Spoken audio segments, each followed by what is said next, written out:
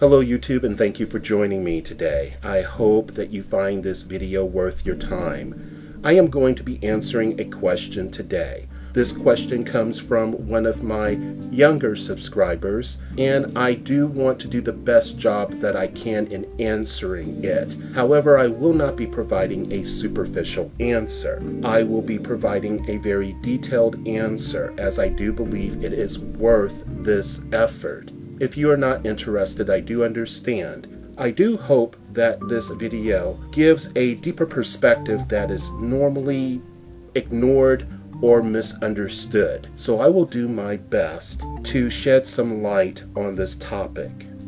The question is, why do we have black racism when blacks worked so hard to fight against racists? Well, first let's be clear. There is no such thing as black racism. It does not exist. It is a misnomer. This is a catchphrase used to frame the event before it is examined. Racism is practiced by people. The term black racism is a lazy way of stating who is practicing racism. It also functions as a special sort of scarlet letter. Another misnomer is reverse racism. Supposedly, this is racism practiced by a member of a minority group, yet another unnecessary distinction, in my opinion. Part of the difficulty is the tug of war regarding what is the proper definition of the word racism. We will be using the standard conventional definition found in Merriam Webster and or the definition that you would find in Oxford Dictionary. First, you have to agree on the definition of racism to discuss this. Make sense? So, let's make an agreement to tackle this question strictly from a conventional perspective. I offer you a primer first that will bleed into my answer. Do understand, I am not avoiding the recognition of overall mechanisms that exist, which allow an oppressive structural system based on skin color and other factors like perceived intelligence, physical disabilities, gender, and impaired mental health to persist and affords different people different opportunities based on these factors. Nor am I saying that history should not be used to present knowledge of our world. After all, history has helped to link racist practices to conflicts between dominated and dominating people or nations. Observing the germane plight of certain indigenous people paints a clear picture. It is to be used with the widest angle our historical studies can muster. Complacency with former knowledge is unacceptable, so even the term racism can and probably will evolve in time, but we are going to stick with the conventional. So we understand that even though complacency is not welcomed, the meaning is not exempt from periodic review. This hopefully increases our potential for accuracy via quantity and quality of information, thus enhancing our worldview. It must be stated that social conventions and attitudes do not abate simply due to policy construction, amendments in our Constitution, or challenging of previous mandates, or madness, whichever one you wish to look at.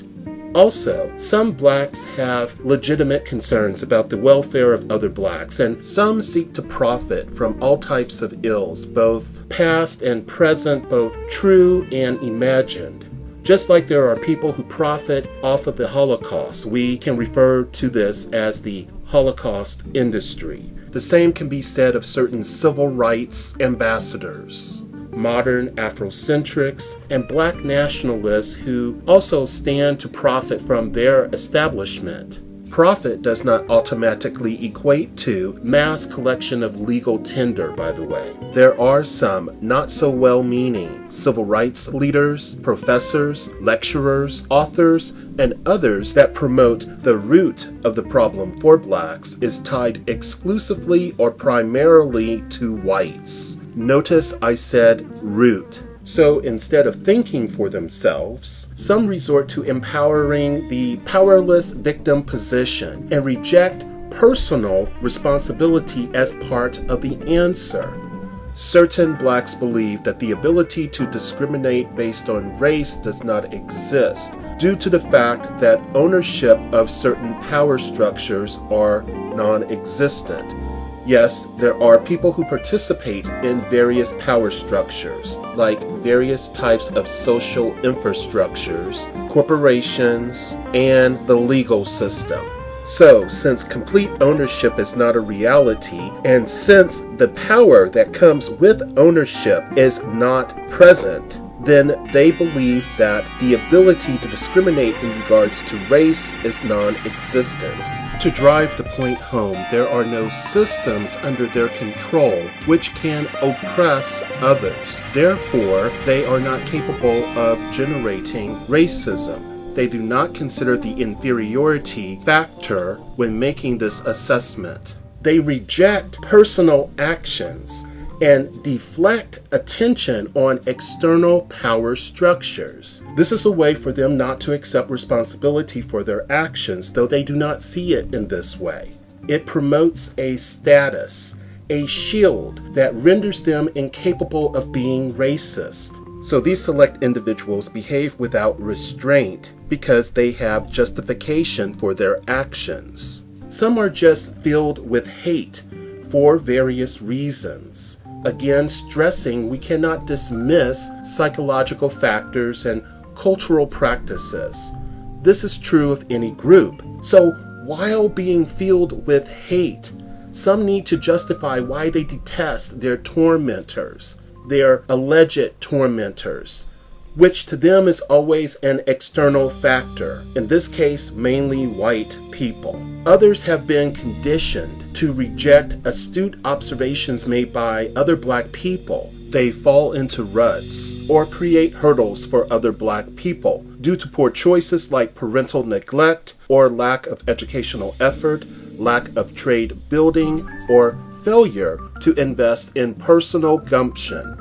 This creates discord in their lives.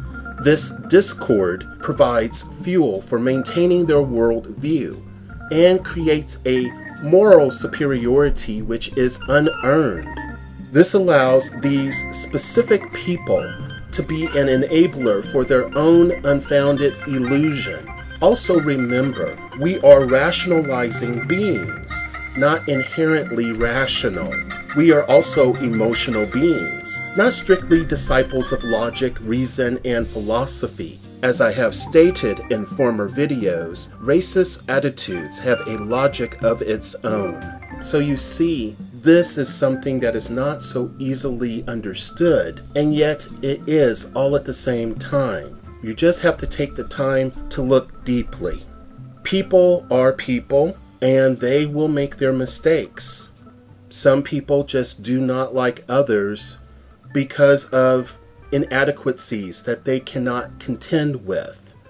Other people just do not like others because they are different. Other people just do not like others because of things that they have reportedly done or have done. So just remember, many of the things that I've spoken about are not unique to black people. You can substitute white, Mexican, Native American, and you will find that the same applies to them. But due to the specific history of black people within America, there are certain hurdles that do exist.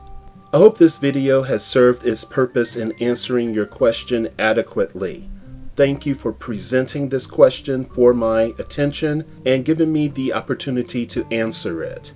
Have a good day.